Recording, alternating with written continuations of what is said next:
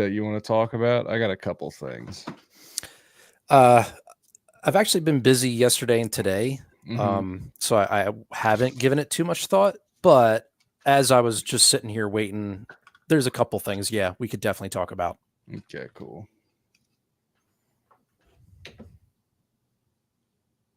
I wonder if we have the same one in mind. We'll find out.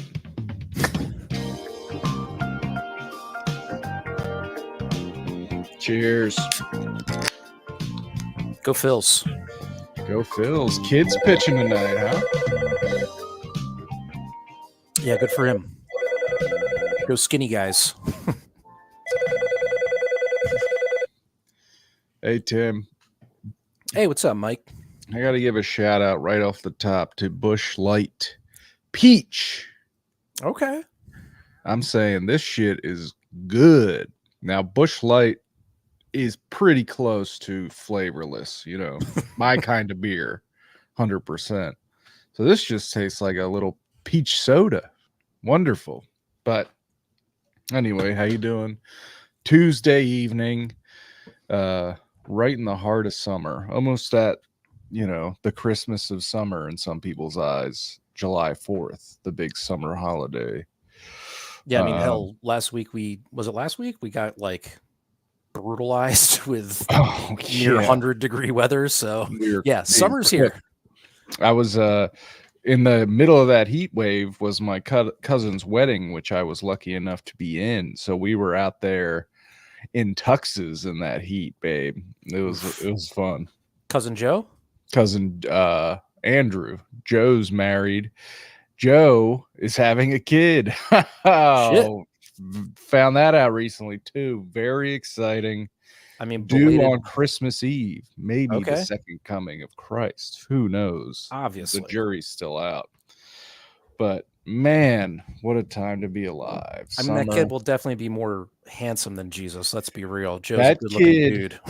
Him and Shelby are both his wife. Very good looking and fucking stud athletes. Okay, this kid's gonna be just like he's gonna be a thoroughbred. He's gonna come out with a D1 scholarship. Okay, I'm excited to meet this kid.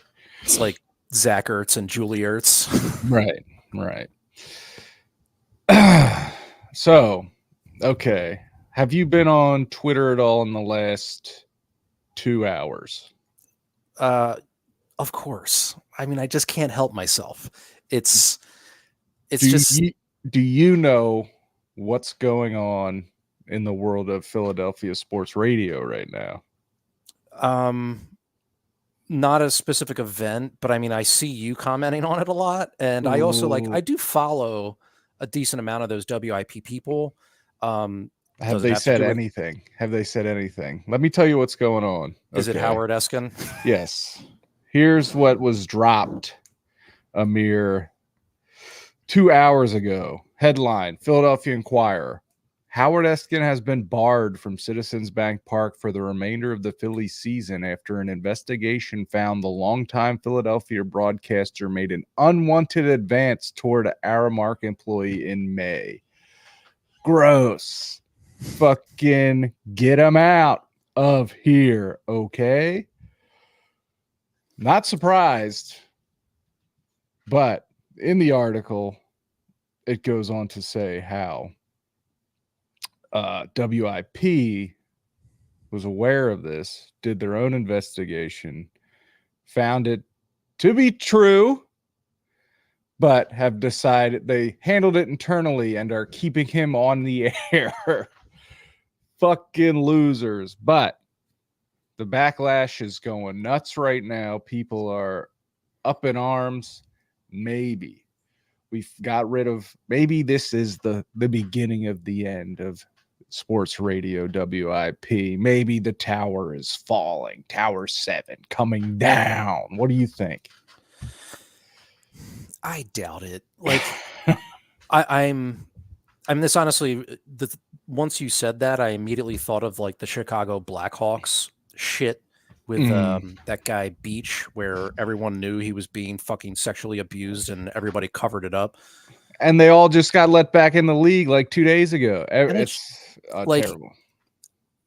I haven't really unpacked it in my brain, but I think I've been not as much of an NHL fan of the past 2 years for reasons like this, the banning of fucking Pride tape. Like, there's just a lot of shit that league does that is so goddamn just stepping on rakes constantly. Like, they're just fucking sideshow Bob. They cannot get out of their own way. Anyway, sorry, it's like a different discussion, but this very much feels like that. Like, how do you have that internal investigation and find out it's true and just kind of like, I don't know, have a stern talking to him? Because it's fucking WIP. They don't have morals. It's slop. It's a pig station full of pigs, and it's like they don't obviously they don't care about women. They're like, they have Rhea Hughes over there, and maybe some ladies do the updates, but it's like, it's not a women friendly place. It's this probably, like, Howard Eskin, a 73-year-old man, forcibly kissing I'm sure a much younger woman. It's like, that's what boys do, I'm sure, is the attitude there. You know what I mean? It's tough for me. I don't want to blanket statement WIP, because I've met some of those guys, and some of them I still listen to them or read their stuff and think they're like solid. Like Jack Fritz, for one. Like, he's actually personally, I think he sucks, but continue. He's a Westchester guy. I've met him, and he's very much a Phillies guy. And, you know, I like a lot of his takes, but then again, every once in a while, he'll like throw out a tweet where it's like clearly this WIP bubble conversation that drives me fucking nuts. Like the other day, or not the other day, I guess it was like last week or 2 weeks ago, they were talking about their like Phillies Mount Rushmore, and they were just like all white. And they were also cannibalizing like anybody else's takes, and no, like, you can't have that. It's like, just the premise alone bothered me, because I'm like, I could have a fucking Mount Rushmore of just the 2008 people that I would have on my Mount Rushmore. And now you're going to narrow it down to just like the entire Phillies history. This is just such an obvious ploy to get people angry at each other. Yes. To like click and listen. And sorry, to bring it full circle back to Howard Eskin, I'm just trying to put myself in WIP. That's been him forever, though. That's right. Like that's his entire career, is just being an asshole on purpose, saying shit he doesn't believe. And WIP probably thinks like he's such a big draw that like he can't be. Like, you know what I mean? It's, what are his fucking ratings? I mean, why is he still there? Forever. They must be good. I don't think so. I mean, he lost, like, he got his ass kicked by Mike Missinelli, and he lost his daytime gig, weekday gig, and now he has like this. I'm sure he's drawing a hell of a paycheck for working 1 day a week. You know what I mean?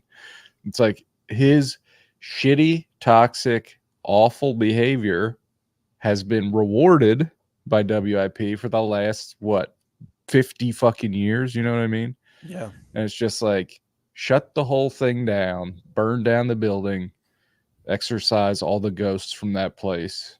10 years can pass. Shut the Fanatic down too. We're banned from sports radio 10 years. Then we can bring it back. But punishment must be doled out in a severe way, because it's just all bad. Yeah. I mean, I'm surprised. Like, I've been on this train for a while that I'm surprised sports radio has lasted this long, because just like podcasts, they're free, they deliver better content.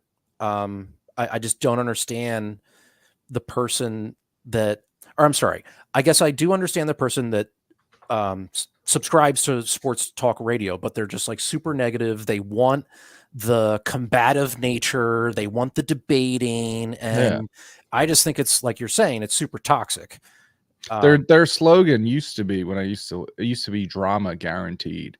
So it's like, that's the hook, is just drama. Even if there isn't any drama, even if the Phillies are in first place and playing great and everyone's happy, you still got to fucking create drama. and create negativity, create bad energy, and you wonder why the teams don't win. It's like you're creating a toxic cloud that everyone has to breathe in, and you can't survive. And it's like, but I also think that it's around, like, radio is dead. Yeah, And I man. think the only thing that gets ratings is fucking, at least here in Sports radio. Philadelphia, is Preston and Steve is like number one, and then number two is WIP. That's like last, like the fucking shit that people are clinging to make money out of a dead medium or dying medium is this fucking awful bullshit, which is fucked up. Because I mean, people are going to listen to it still if it, they dramatically change the culture. You know what I mean? It's still WIP. It's still sports talk. But if they had like real people up there that weren't just creating this stupid clickbait bullshit and were viciously verbally attacking idiot people that called in and like doxing them and giving out their phone number and stuff and just making fun of them and being like, you're a fucking fat idiot, can't even tell what you look like, you're so ugly, you shouldn't be a sports fan, they'd still get the ratings. So let's change it to that. Let's get Eskin out. Both Eskins. Spike Eskin's got to go too. We were rid of him. He was gone. He was in New York. For some reason he's back. Get all the nepotism out, and let's change it up. Now we're like the sports teams. That's going to be number one. Bullet number one. The sports teams in the city, we like them and want them to win. That's got to be it. And everyone that calls with a complaint, phone number read out on air, IP address scanned and given out, doxed, swatted, until these people learn how to act. Hey, I'm an IT. Hire me. I can do that shit. Get Tim on it. Get a picture up. Every person that calls and says something stupid, their home address is put on Twitter with a picture of their house and a picture of them. That's how you learn. You got to be tough, okay? You got to be, stern. We let this behavior go on for too long, and we're going to stop it by any means necessary, including violence. Yeah, I mean, it was only a week or two ago that Howard Eskin was, I don't know, blaming Bryce Harper for something, and I'm like, what the fuck are we talking about here? His shitty son, Spike Eskin, is going on this whole thing about how Philadelphia fans don't hold him accountable. They need, like, Phillies fans are... I'm sorry, you're right. It was Spike Eskin. Phillies fans are too nice to Bryce Harper. They need to treat him like shit. What are you fucking talking about, you ugly bitch? You're so physically ugly. He's probably going to win the MVP, and, like... I just can't. Like, he's been nothing but great since he's been here. He's been clutch. He's given his fucking all. And you're digging shit up to be miserable on purpose, and you're fucking, fuck you, man. And it's like, and then here's another thing, right? And then he'll wear a Sixers shirt, right, to support the other teams in town and WLP. Like, this guy's pandering to what do you want? What do you want? These athletes, nobody can win to these people. And that's why pander all day to me, man. I eat that shit eat up. It up. I love it. I love it. That's what you're here. That means you get it. Yeah. That means you understand. I play sports in this city as an athlete. I'm in the viewer's mind, which the viewer we care about most is the kids, right? We talk about this all the time. Sports are for kids mainly. We're allowed to be in it if we're not crazy. Like, the kids watching are like, yes, the guys on the Phillies are friends with the guys on the Sixers, who are friends with the guys on the Flyers and the Eagles. They're all friends. I want to see them hanging out. They all love cheesesteaks. Yes. They all love soft pretzels. Like, yes, they're all Philly guys, It's supposed to be fun. God. Like, after the Eagles draft, and I'm blanking on their name. It's like Quinyon Mitchell was the first round pick, and the white cornerback that I'm blanking on his name, from Iowa. Yep. And I feel like there was a couple others, but there was like a picture of them at the Phillies game, like soon thereafter. Yeah. And I'm like, Inject this shit into my veins. Yes. They love the Philly. Yes. That's yeah, what it's all about.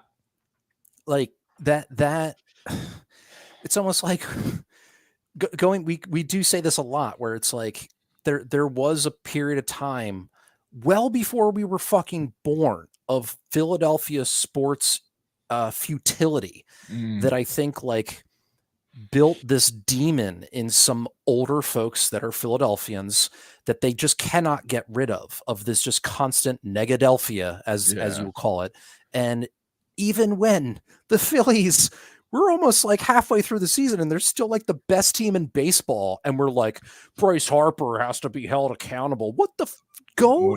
You're ejected. You're out. You're out. You are yes. exiled. You are not allowed. I'm sorry. Yes, I totally agree. We got to get some of these people out, and maybe out of Earth. I'm not.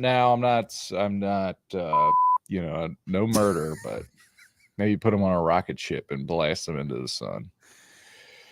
Yeah, like it very much reminds me of ESPN these days, where it's just like the starting premise of a debate that I just don't agree with that from the get, and then these talking heads just yelling at each other, and the sensationalism of it all. And like, I'm looking at you, Stephen A. Smith.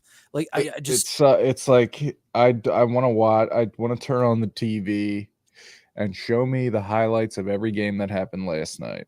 I don't want to see a bunch of fucking dudes sitting at a desk debating. Who cares? But like, you know what I mean? It's like, give me information on sports. Don't give me these fucking people that you said are experts opinions and argument. That's when that shift that's why it's not what it used to be. They made the fucking shift into debate and all this crap that sucks. What was good was being in high school and being home in the summer and just fucking watching Sports Center. You know what I mean? And it's like sometimes, it'll be mostly highlights, and then like John Gammons, is that his name, would come in and give you some expert insight on something, or you know what I mean? There wasn't this fucking crossfire CNN style shit about sports. It's fucking sports. Who gives a fuck? Oh, I'm sorry. No, you're right. It became less informative and analysis and leaned into the speculative of, oh, LeBron James was looking at schools in the Philadelphia area. What do we think that means? And like, and and if LeBron James, what do you LeBron James versus Kobe Bryant, who do you think is the best? Yeah, I have to hear that shit from like people in real life. These stupid arguments.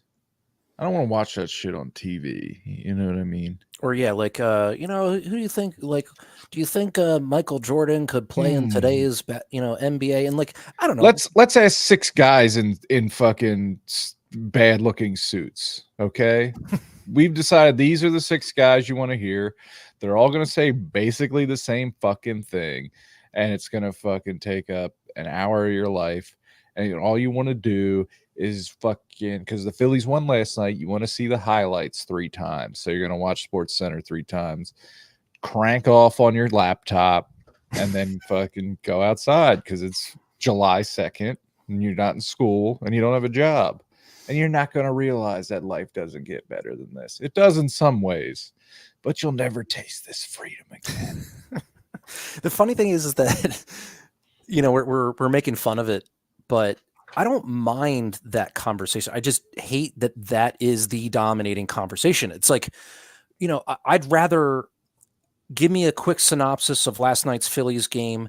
And then, yeah, like you're saying, bring in the Buster Olney or the Peter Gammons or whatever to tell me about Peter Gammons. Sorry. No, that's what you said. You were right. I said John. Peter is correct. Oh, okay. why did Ranger Suarez break down in the 6th inning and like give me some in-depth stats and like where his fastball was missing the mark or something like that's what I'm interested in. Yeah. You know, Yeah. I don't give Yeah. I don't give a shit if like that they would lead the conversation with like, is this Phillies pitching staff better than 2011? Which is an interesting conversation, but I don't want you to lead with that.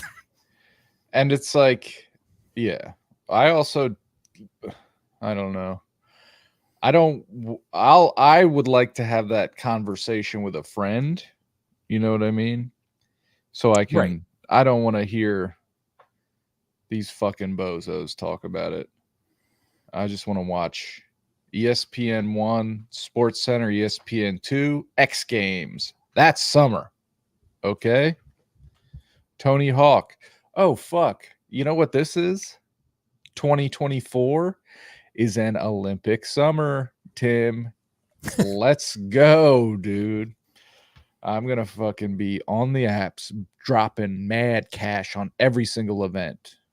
I'm sure you can gamble on the Olympics, right? You can gamble on everything else on under the sun. Yeah, I mean, I On don't see why not. DraftKings and all that shit. Oh my God, Pete! They release the numbers, please. Yeah, Simone Somebody Biles release like a minus 5,000 yeah. everything. Please release the numbers since the day you could start gambling on these apps that became legal to today. Release the amount of lives ruined. However you can quantify that, you know what I mean? The amount of people just like you know they have all the information. People that just all day long are sitting on the toilet at work just pumping their cash into that all day. Just because I mean DraftKings, these apps you don't even have to bet on sports. You can fucking be in there playing roulette all day long, 24 hours a day with your real money. They don't say, hey, easy, don't give us any more money, pal. You already we could tell it's payday and you just deposited $1,300. I don't think you make that much money. That $1,300 is nothing to you, but very dark, very nasty. That's another conversation that I always avoided in like a bar, you know. I really hope Jacoby Stevens gets another 20 yards for my fantasy football team. Or I dropped $1,000 on this parlay. Like, why? Shut the fuck up. Like, what are you doing with yourself right now? Right. It's like sports gambling was always there. For instance, the dawn of time, it existed. I don't think it should be illegal by any means. I don't think that every single advertisement on every sport should be for sports gambling, especially if the players gamble on sports, they get kicked out of the league for life. You know that what I shit mean? is weird. That is very weird to me. It's like, dude, treat it like you treat cigarettes. It's legal and we don't talk about it. We don't show it on the broadcast. You know what I mean? It's like it's legal. You're adults. Do what you want, but we're not going to advertise one of the most addictive things in the world, like they did with cigarette. You know what I mean? It's like, yeah, there's no more cigarette commercials. No, unless you read print magazine. Put your DraftKings commercials in print magazines.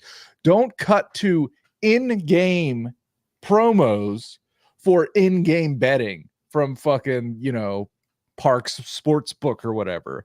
That shit is insane. So many people are watching these games like while on their phone at the same time anyway. So it's like, yeah, you know what? Let me just pop over here to DraftKings. $500 that they'll score this inning, and then they're just on like the next inning. Fuck! I gotta get that back.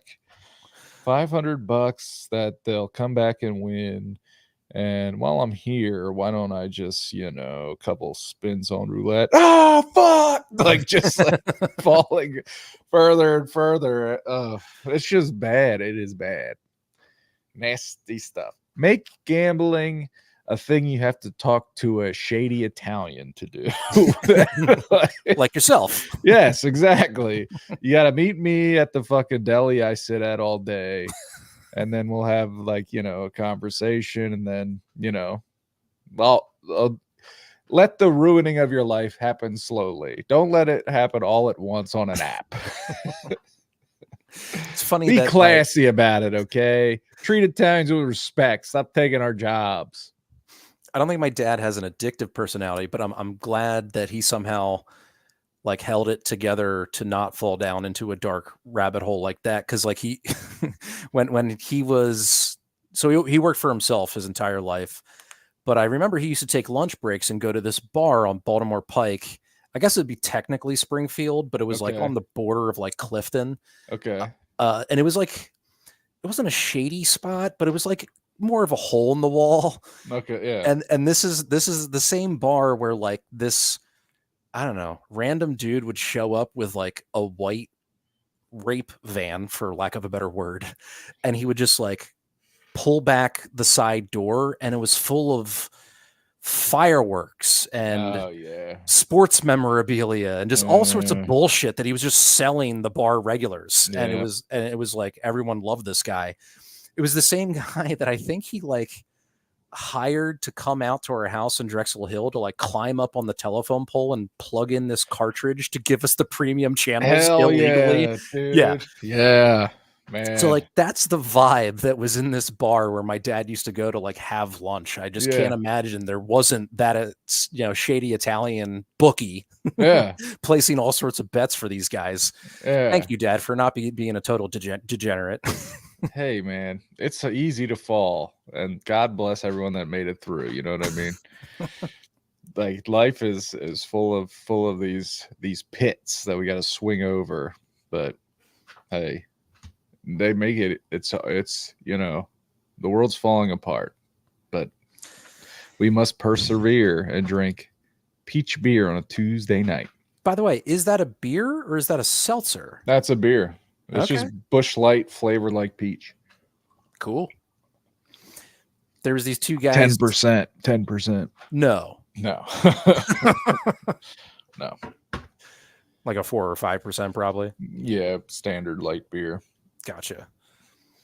It's a light lager with natural flavor, by the way. Go ahead. When I used to live in Westchester, at the last apartment that I lived in before moving here, and I was right across the bar from Square Bar. Yeah. There was a couple of guys that used to hang there a lot, and they were from Ohio, but they were like in town doing construction. They did some like pretty impressive construction, and they got like paid a lot of money to do it. Yeah. But there was these they were like, I think they were younger than you even dudes. Yeah. But they had like hit like mid country tendencies, and Busch Light was their beer. Yeah. And they like forced Square Bar to get Busch Light in there. And really? Yeah. Oh yeah. Because like Busch is not a thing in this area. No, especially at a bar. Yeah. That's not taking up real estate. It's actually pretty decent. Dude, it is, like I said, if you want an easy drinking ice cold beer, you could do a lot worse than Busch Light. Agreed. I mean, if you're in the mood to like, we're gonna be fucking playing cornhole or something in the yard all day, and I'm probably gonna drink 10 beers. Busch Light's the beer for that. You know what I mean? Out in the sun, throwing the bags, fucking putting down cans in 3 sips max, because they're you're taking huge pulls, and it's like, dude, I'm off work for 2 days in a row after today, man. Let's fucking get it going, get the grill going. We're gonna be drinking Busch Light. You could do a lot worse. I'm not gonna be out there drinking Mad Elves or whatever, something like that. I don't even want a Yingling. I want something basically clear. So yeah, 2 weeks ago I was at a Phil's game. It was on Juneteenth actually. My brother had off, I requested off, and we Excuse went. me. It was a Wednesday game. Ranger Suarez was pitching. They ended up losing the game. Fuck Whatever. you. But it was during one of those like brutally hot days. It was a day game. Yeah, it was a day game, and like we went to our seats for the starting lineups, national anthem, first inning, and by the end of that, like we just couldn't take it. It was You were in. It was so brutally like we were just like sweating bullets. So I'm guessing you were in. Where were you? The first row of the second deck in front of third base. So like really good seats, but yes, we're getting the Full sun. sun. I mean, No shade. It's a day game though, so it's 1:00. Everyone's getting blasted by the sun at that point. Yeah, unless you're underneath. You're fucking cooking. Totally.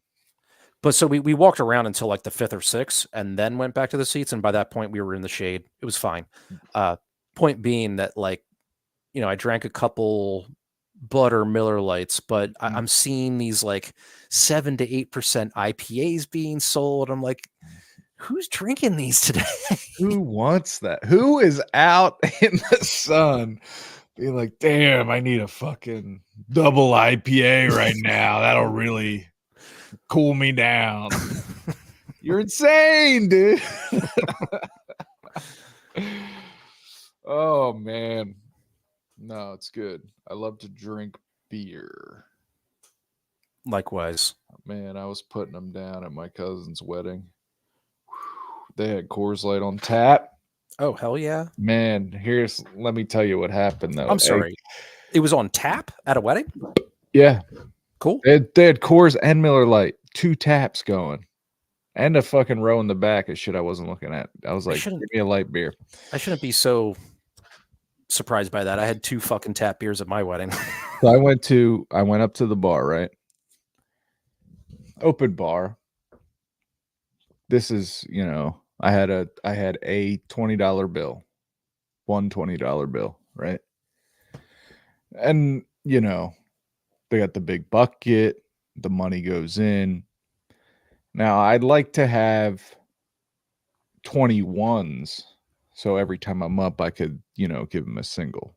But I didn't. I had a 20 and I was going to give it to him, but I was waiting for the right time. So about my 4th or 5th time up, I was like, give me a light beer. I was like, all right, so I was like, now's the time. Pull it out. Reach up. Both bartenders turn around. Drop it. Didn't see it. So it's like, I've been there. I do it. Wait, it's like the tip was made. It was a nice tip. But I'm going to be coming up here many more times as a guy who got 10 drinks and didn't tip, as opposed to a guy that gave us $20. You know what I mean? It's like, God, I mean, this is a fucking plot point on Seinfeld. This is not new territory here. This happens all the time. But it was like, damn it. I was like, I had it, you get these opportunities to perform, and I had one, and I failed, which is life. It's very George Costanza of you, but I mean, the tip, what's most important, if we're talking, is they got their money. That's all I care about. I'll just say though, the easy solve is, and this is what I do. I hit them with it right off the bat, and I even do that when I'm at a bar because then they remember you. Yeah, they absolutely do. That will stick out in their brain. Be like, oh, right. I'm just going to do this now. Start the night. $5 bill. Remember my face. But you could also just like make the classic like dad joke of it of like, I probably won't remember later. Oh, that's good. That's good, Tim. I should have did that.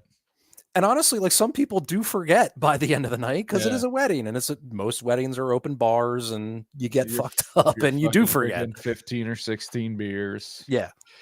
And they're like, and then at some point you're trying to get shots, but they're like, we can't give out shots so far. So it's like, okay, then I'll have 5 tequilas on the rocks for all of us. Then we're all like, oh.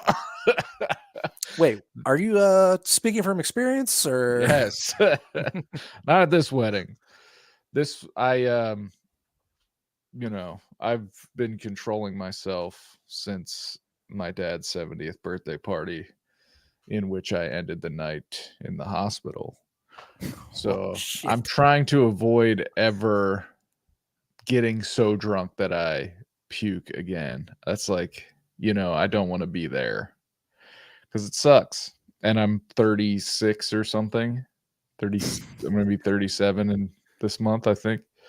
Yeah, little old to be acting like that. The bounce back is not quick. It's like if I go over the line, and folks, I'm sure all my old heads know this. Over the line, it's like you pay the price for at least 24 hours, if not 48. You know what I mean? It's like I'm not, dude. The days of getting fucked up and doing anything the next day are long gone. I'm only drinking 3 beers because I have off tomorrow. But yeah, like in the hangover state, you're like, all right, I'm just going to take it easy on the couch, drink water, Gatorade, or whatever. You have like a process, and you're like, this will probably start to make me feel better, and then it doesn't, and then you're like, all right, well, I guess I should like force some form of food, whether it be just like peanut butter on toast or something. This will make me feel better. Nope, it No. doesn't. And eventually, it's like 9:30 or even 8 o'clock, and you're like, well, I guess I should just go to bed again. Right. It's like this day is just a waste. I Yep. feel terrible. I'm like, ugh, I hate it. But but I'm an adult. I can I know the line. I know where the line is. But the problem is when you're having fun, it's hard to stop because it's like everyone, everyone's like, yeah, we're doing good. Let's do another shot. This is the best night ever. And you got to think, my cousin that said that is not yet 30. He's playing by a different set of rules. I have to know my limits, and that's life. You got to know yourself, and you can fake it. I've faked shots plenty of times. Either like do the Coyote Ugly style, everyone's favorite movie, where you put it in your mouth and fit it into your bottle, which I'm not very good at. Or just like when everyone's taking it, just put it your cup down or throw, you know what I mean, throw in the trash can. But you got to protect yourself. I really am hating how it looks like I don't have eyebrows in this camera. Folks, I have eyebrows. I'm not Miss Rachel's husband. I think it's just your hat casting a shadow. Yeah. Does my camera kind of looks cloudy? It does look a little like you got a Haze. a classic look filter. Yeah. Like you're trying to like you got some film grain or something. Maybe I should actually wash that lens, but I swear. Every time I'm on this with you, I think Jason's gonna burst through that window and just fucking lop your head off. It's just my neighbors over there. I can actually hear them. Really? Yeah. I think I heard them too. Oh man. Were you when you were young, could you watch horror movies? I'm talking young, like middle, like elementary to middle school. Could you handle horror movies? Yes, but I didn't watch many. I just didn't I don't know. I just didn't think they were interesting. Okay. So you wouldn't watch Child's Play and then it completely ruin at least a month of your life because you literally thought Chucky was going to kill you when you were in elementary school. No, for some reason I was able to compartmentalize that, and that's funny you bring up Chucky because I did actually watch 1 and 2 when I was a kid, and they didn't freak me out. Okay. I kind of like, especially 2, I just kind of thought it was ridiculous. Okay. It just in my young brain, I just was like, it's a doll, just like kick it or something. Yeah. But then watching them again as an adult, I realized, no, he was actually pretty maniacal. You couldn't just do that. So maybe I should have been. You had more that scared. figured out. You can't just kick me, bitch. Right. And I watched like Freddy when I was young, but no Jason or Michael Myers really. The thing that really freaked me the fuck out was Alien and Aliens. They scared the fucking shit out of me. They're fucking scary as shit. Man. Which is weird because they're more obviously fake. I don't know, man. If you showed Alien 1 to like you got a time machine and took a pilgrim and showed them Alien 1, they would be like, that's real. Like, it looks so good. I guess the wrong wording. Like, it's a bigger stretch of the imagination that this could actually happen. Oh, right. Because like they're in space. Right. They're fucking a million miles away from Earth. Yep. Yeah. I mean, so I watched Chucky. I was probably in elementary school. My parents had friends over and they were in the dining room and I was in the adjacent living room sitting on our blue ottoman. And I watched probably 3/4 of the movie Chucky during the day on USA. And then before it ended, before Chucky was defeated, my mother came into the room and saw what I was watching and made me turn it off. So I had no resolution. In my mind, Chucky was still alive. And there was terrorizing Andy or whatever his name was.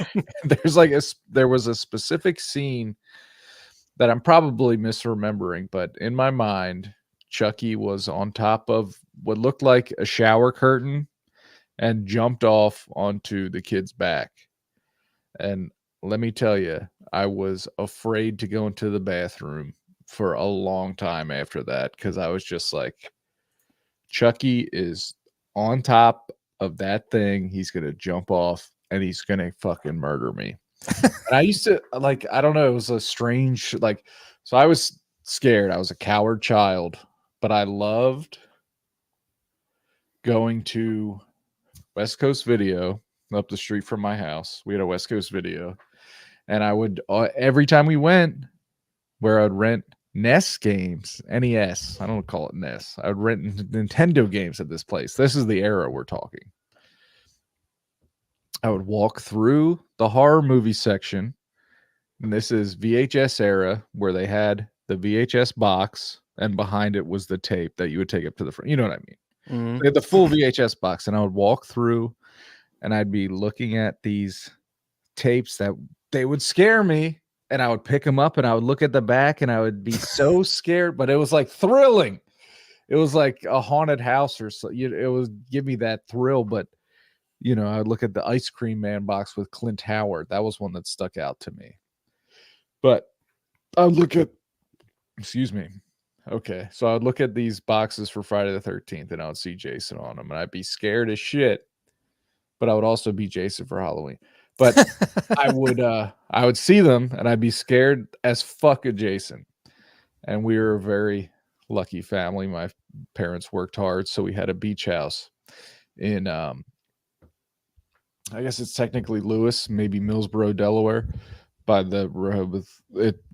It's like Rehoboth area, but it's not where our trailer was in the woods. It was like not at the beach on the sand. It was back in the cut in the woods. There's so many of those communities in Jersey too. Yeah, they're like it's like a camp. It's like more like you say the beach, you think one thing. If you're at my house, you'd think you're at the Poconos. You know what I mean? Right.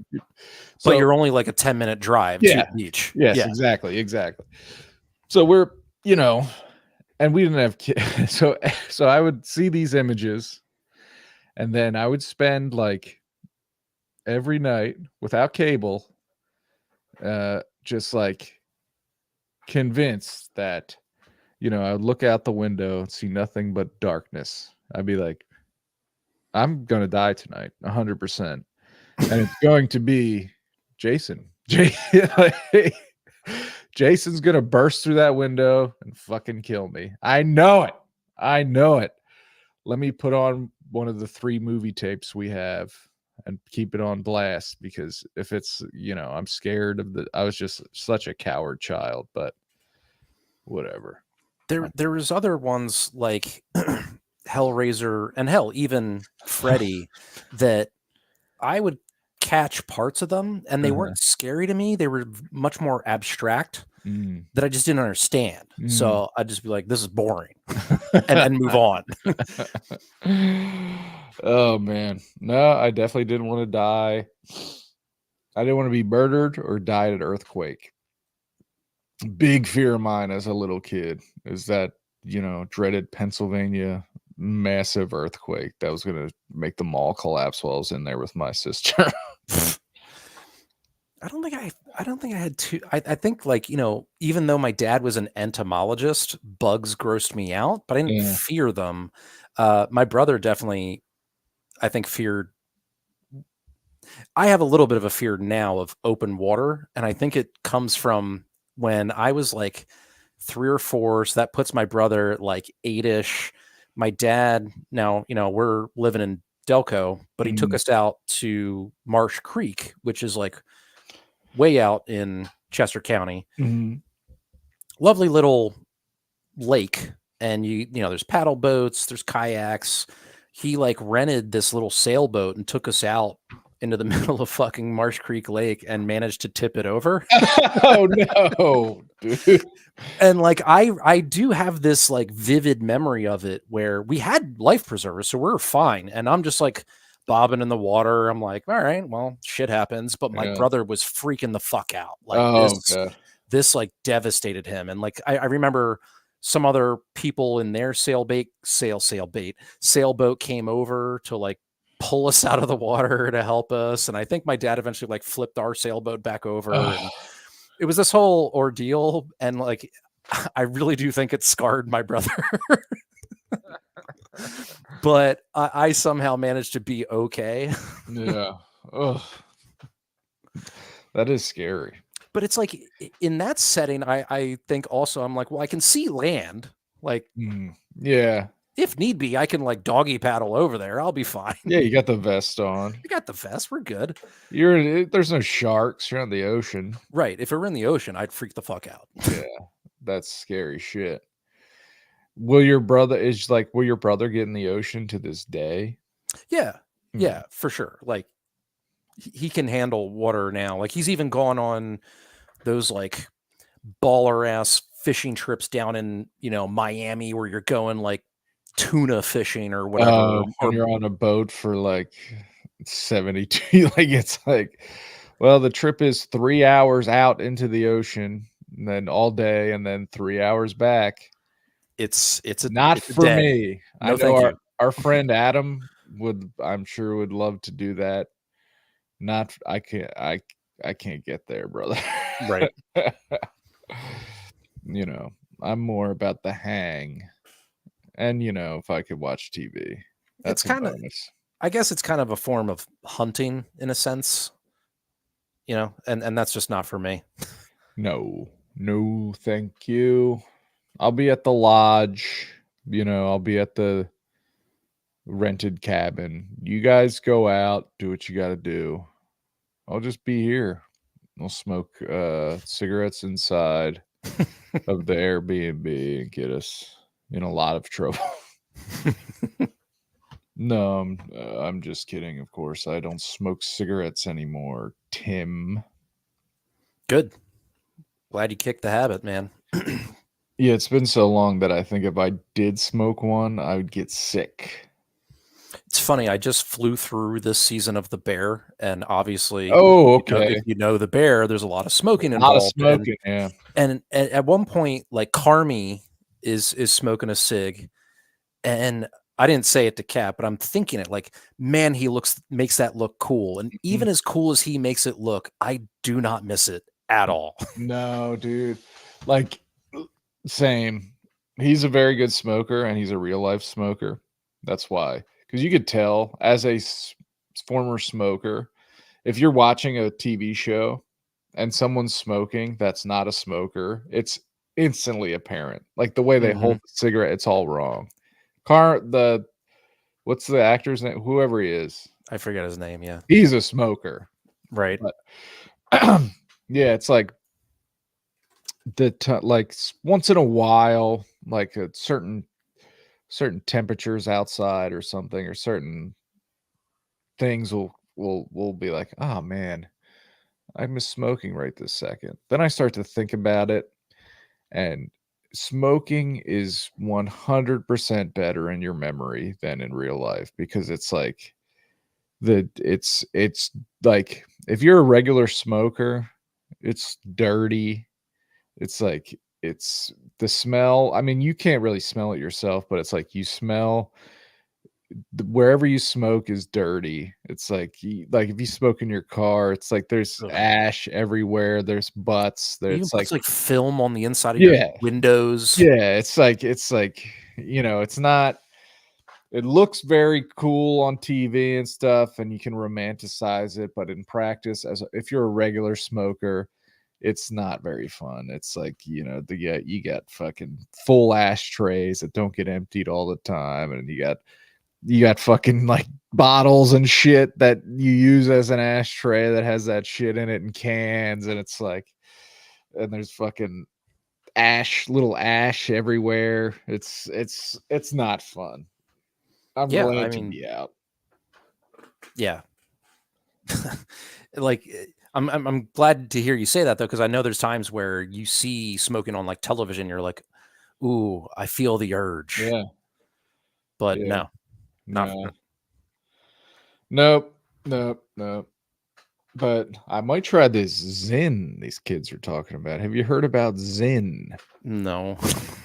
So Hell is Zen is basically, well, you know how like what's it called? Vaping is like it's like non-tobacco nicotine. right. Zen is like non-tobacco dipping. It's like little pouches that you put in that is just a nicotine delivery device without the cancer, which is positive. But I do like to dip, but I don't want cancer. So sometimes I would dip. I have to order them online, but they have they're called grinds. They're little pouches of coffee, right? That you could get like in mint flavor, and you could pack a lip with a grind. So it gives you the feeling of dipping But it's without, caffeine. but it's caffeine. And they also sell like something called, I think it's called Black Buffalo or something. It's like a totally nicotine and tobacco free dip. It's like tea leaves or something that you could dip, which I like. I like all this stuff, which I should just stick to that. I don't need to get re-addicted to nicotine at this point in my life. You know what I mean? No. What the fuck is that going to get me? I could just dip other things, but but the issue is you can't get that at Wawa, and you can get Zen or whatever it's called. And who knows? Maybe nicotine is just the thing I need to unlock my full potential. You know what I'm saying? Yeah. I need an extra boost because I'm so like caffeine doesn't do shit to me anymore, and I need something to fire my ass up. And you're so close to your full potential. I'm You like just right need that there. extra 1%, man. I am on the doorstep of unlocking something major. And Sorry, I forgot to going back to cigarettes. Like that's when or when I used to smoke, that's when I knew I was too drunk and needed to like put myself to bed or like just call it a night or whatever, when I didn't want to smoke a cigarette. really? Yeah, if I like, or I started to smoke a cigarette and I started to feel like, oh no, I might puke. Oh yeah. And I was like, okay, that's enough. Yeah, I get that. Like, oh man, this cigarette's giving me the fucking spins. Yes, Yeah, correct. yeah. Yes. That's why I know that's what'll happen to me if I smoke now. Like, I'll definitely, even if I'm not drunk, I'll be like, I'll have to sit down and be like,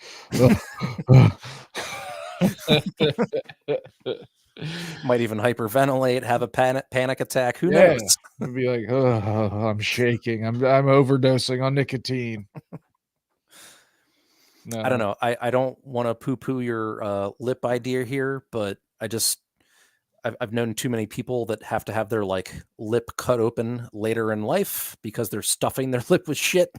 Now, Yeah, mostly it's tobacco, that's what I'm but saying. Yeah, that's why don't want to dip tobacco because I don't want cancer in my mouth. That's why I'm dipping coffee. So I'm dipping tea leaves. I like to dip and I like to smoke, but I don't want to die or have to get, my lip cut off. yeah, Or, you know what I mean? It's not yes. worth it to me. It's not worth it. I need to look good at all times. That's why I'll just get herbal cigarettes that the movie stars smoke, so I could at least smoke outside the bar and be like, "You fucking young kids are 21. I'm much older than you. I'm cool." Shit like that. That is one nice thing about my local bar, which I mean, maybe it's just like a product of getting older, but I only go there maybe like once every other week. Um, And you were which going to Square Bar how often? I was going there like twice a week. Once a day.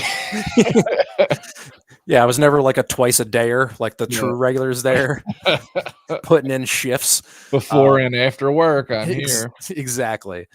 But yeah, like it is a total mixed crowd. Like it is young, it is old, it is white, it's black, it's every demographic. Like it is just so all over the board that Yeah. it just feels good.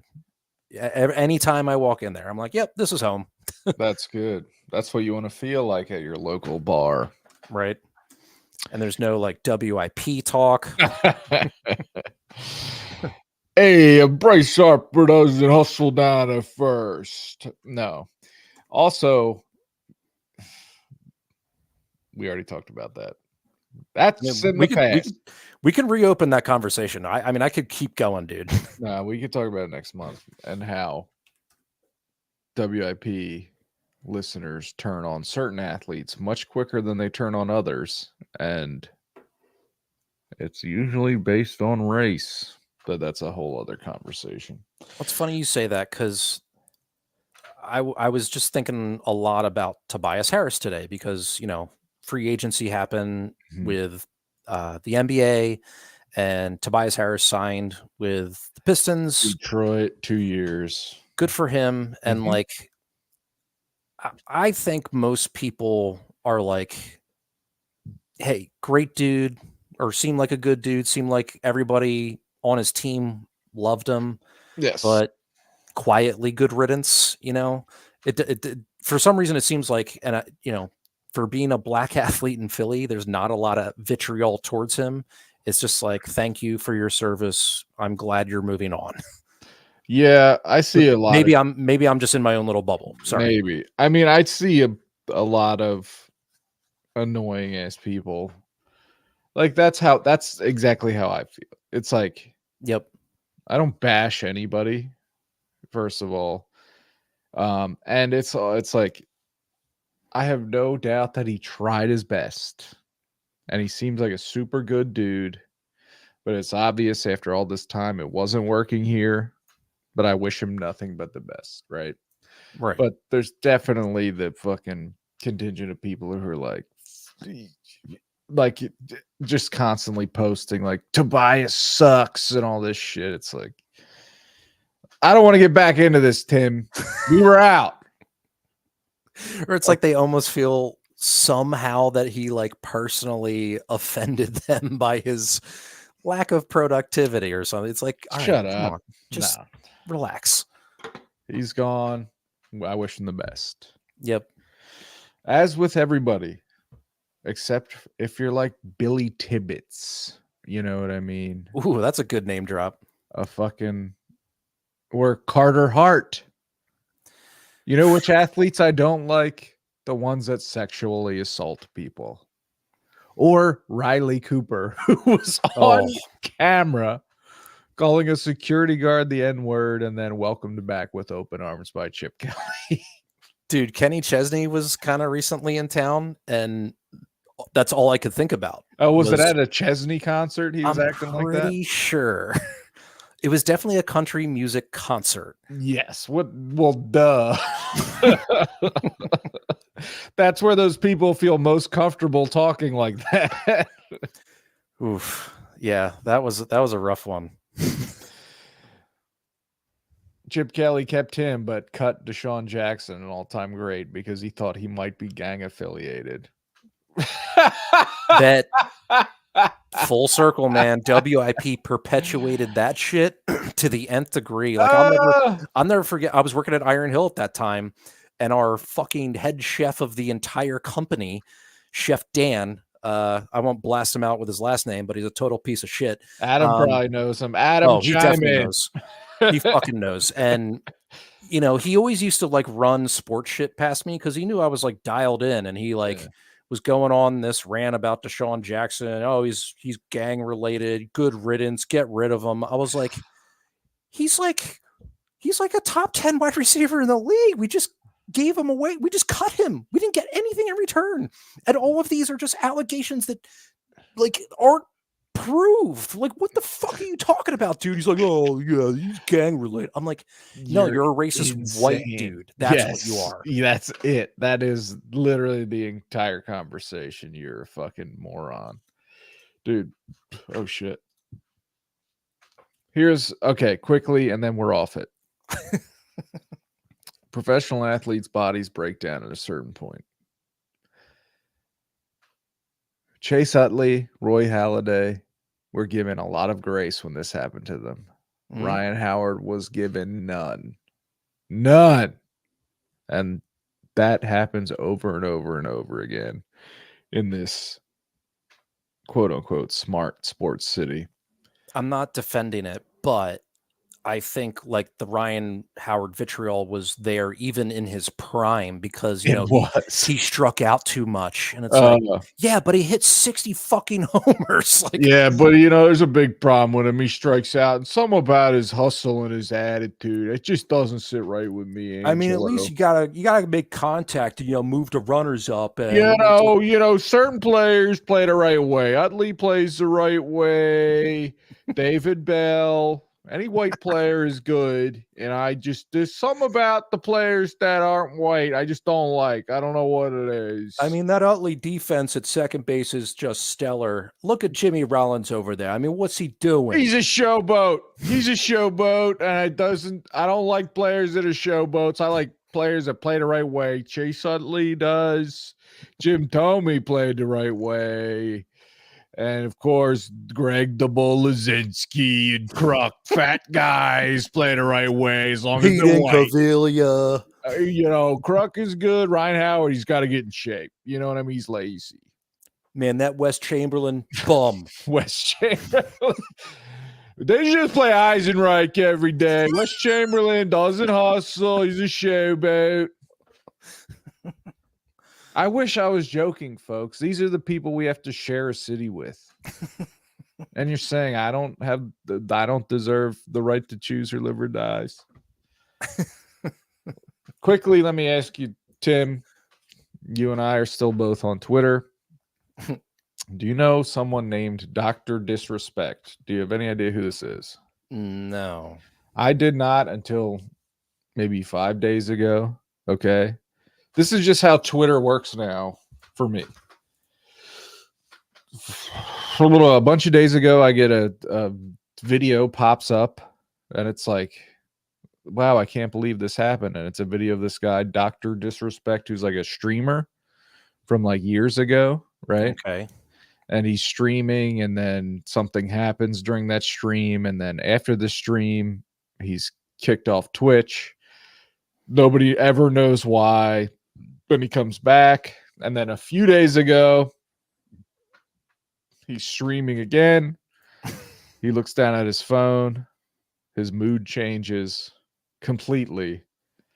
And then after the stream, some company he works for kicks him off. And then it comes out that he was originally kicked off Twitch all those years ago because he was messaging minors in a sexual way. Anyway, all this to say, it's just one of these weird internet things. Like, for whatever reason, the algorithm served me up Dr. Disrespect. 6 days ago, I had no idea who this guy was. Now I know like his entire weird life was just like I watched like it for whatever the original video was served to me. I watched it, and now it's just like I'm just being inundated with every new update and every hot take about this weird Dr. Disrespect guy who wears a wig and sunglasses and apparently was hugely famous in the streaming community. Like his likeness was in like 2K games and stuff, and he like did work with the fucking 49ers and shit, and all these people have all cut ties with him when it came out that he was explicitly messaging minors. But that's just one of those things, like the internet is so strange. Like this guy can have 1 billion followers, but me and everyone I know has never heard of him. You know what I mean? Like it's so like people can explode hugely but still not have any impact whatsoever. Yeah, on my personal life, like, yeah, this is the first I'm hearing of it. Or like, one of the Eagles podcasts I listen to, his kid is say like 6, and he's really into Mr. Beast right now. Yes. First time I ever heard of this character, Mr. Beast. Yeah. And it's just something that would never be on my radar, you know? Yeah. But also has like a shit of millions and millions and millions of followers, but it's like doesn't exist to me or so many other other people. Yeah. Weird how it's completely segregated like that. Yeah. That's just like the death of like TV used to be there and that was it. So if you're famous on the TV, you're famous to everyone. Now it's like everything is so fragmented. You could pull in numbers similar to those of network TV in terms of followers and stuff. But it's like you asked 100 people at the grocery store, do you know who Dr. Disrespect is? And you're probably gonna get 100 no's. It's just an odd era. Yeah. My latest example of that, I mean, spending more time on YouTube, whether it's you and I are doing this on YouTube. Harrison has his Harry the Snack Guy on YouTube. I've been watching those episodes. They're quick hitters. They're fun. And I do watch a lot of like either live music performances or just someone shredding a song I know on guitar in their like garage. I just find that interesting. Yeah. That somehow led me to Electric Callboy partnered with Baby Metal to make a song recently. Okay. And I didn't know either of these bands, but it was just like, boom, in my feed. And I was like, oh, well, I got to check this out. And the song fucking rocks. And I like messaged it to a couple friends and they were like, oh yeah, my husband loves Electric Callboy. I hate them. And you see, I love Baby Metal. I don't know who Electric Callboy is. Like, I didn't know either. So I went down both rabbit holes. I think I'm more obsessed with Baby Metal because it's such a crazy concept of like this proper metal band of like 2 guitars, a bass, and a fucking awesome drummer. Yeah. Fronted by essentially Japanese pop female singers. I'm like, this rules. Yeah. And then, but I also went down the Electric Callboy rabbit and like still, now I haven't been kind of in the music scene for quite some time. So maybe that's also why I was blind to this, but still like it was so popular on YouTube that I was like, I feel like I would have seen this somewhere, you know? I am on YouTube, and I mean, I pay for YouTube and I'm on it every day. It's what I watch at night to go to sleep. And like I said, I'm a full-on Baby Metal fan. I'm in. Electric Callboy, you saying it right now, and as someone that follows Baby Metal on fucking Facebook, they're in my algorithm. I've watched their videos on YouTube.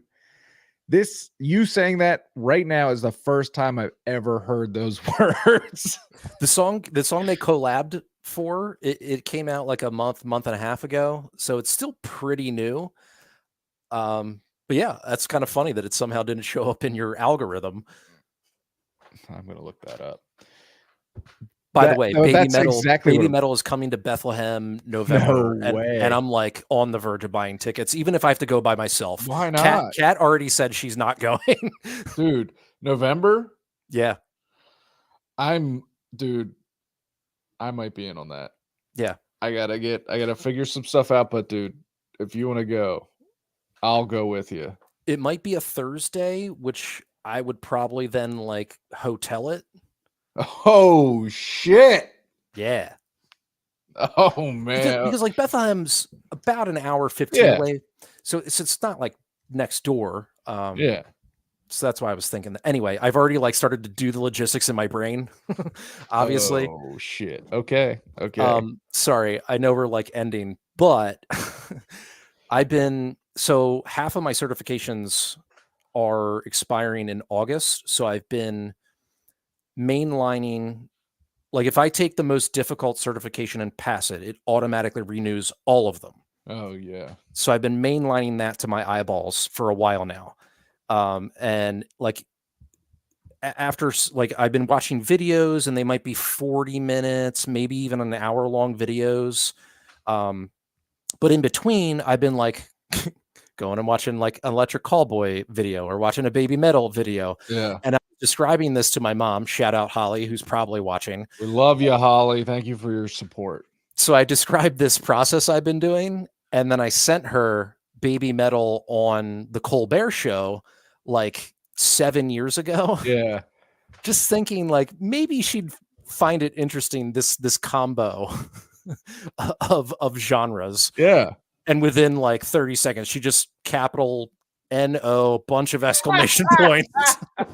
I was like, not a fan? And another big old no, exclamation points. And I also thought Colbert would maybe be like a entry point for her that, well, it's on Colbert. Maybe I'd be interested. No, not into it at all. No. No. Get the fuck out of here with that noise, Timmy. That's so good. Baby Metal, not for the moms. It's for the kids. God, that's so funny. Well, we should take it home here. We should wrap it up. Good ep. Lot of vitriol as usual, but it ended in a good place. Now we're feeling good because sometimes you have to expel. Here's what they don't get on WIP, not to bring it back to that, but once in a while, it's okay to expel the negative because you got to get it out. Get it out. And then once it's out, it's gone. It's out of you. It's gone. What you don't do is build a cloud, a bubble around you of the negative energy, the badness, the bad feelings, and live in that forever. No plants can grow in that toxic air, right? But when it's in you, get it out, leave it out, let it float off into space and burn up in the sun, and then you can feel good. And that's catharsis. That's talking to your boys, talking to your girls, having fun, bitching. Podcasting. People that I'm sure you've worked a lot of places, you worked with a lot of people, you've worked with the public. Sometimes people need to vent, right? It's totally fine. We're friends. Vent to me. Good. I bet you feel better at the end. But you've also known people that every time you talk to them, it's a complaint session, right? You know what I mean? It's like, I'm sorry I say, you know what I mean, so often. But it's, if you're talking to, like every time we talk, you're fucking going on a 15-minute rant about something in your life. It's, not really the best relationship for me here, pal. I think compared to other episodes where we've talked about this before, we've been relatively calm and collected about it and just level-headed. I don't think it was this negative of an episode, as you're saying. We were talking about a negative place here in Philadelphia, and we're critiquing it. That's about it. Okay. And also to what you're saying, like, I mean, hell, I deal with my brother at said Phillies game we were at. He always seems to find the negative in a situation, and I always have to tell him he's being a shit. You know, like at one point he's watching Ranger Suarez walk off the mound after, you know, striking out the side or whatever he did that inning. Yeah. And you don't see it necessarily on TV a lot because they cut to commercial, but the ump has to check the pitcher. Yeah.